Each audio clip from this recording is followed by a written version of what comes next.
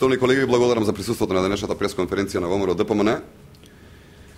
Навистина е странно и лицемерно човек како Зоран Заев да говори за поскапување инфлација, а во исто време неговиот клан да ужива во раскошта и во удобство. Кога Заев говори за сиромаштво и социјална правда, во исто време неговите автомобили и автомобилите на семејството Заев изгледаат вака. Автомобил Мерцедес Джип CDI, кој е во собственост на првиот братовче на Зоран Заев, Трајче Заев.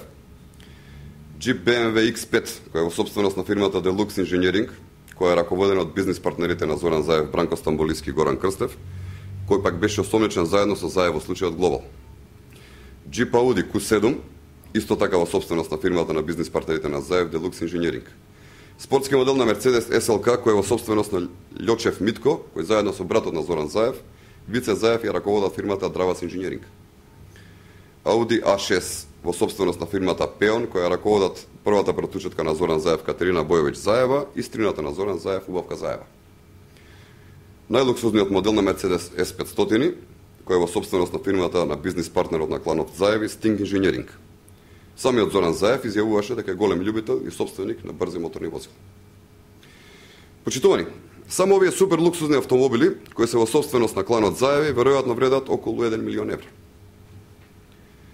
Затоа прашуваме, уште колку ли останати луксуси, удобства и раскоши се кријат за овие автомобили на кланот Заеви?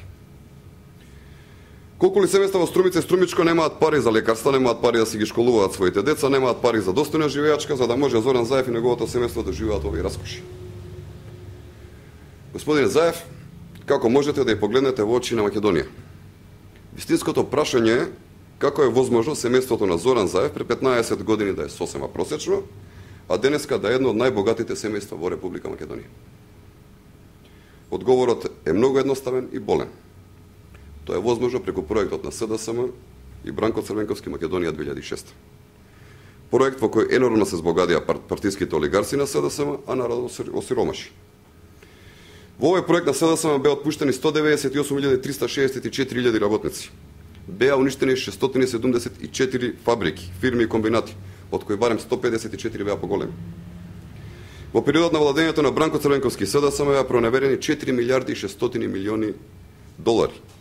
Почитувани, Зоран Заев, уживајќи во раскошите кои му беа овозможени од проектот на СДСМ Македонија 2006, не ги знае потребите и барањата на обичните граѓани. СДСМ и господинот Зоран Заев, кои изгубија кредибилитетот да говорат на тема економија.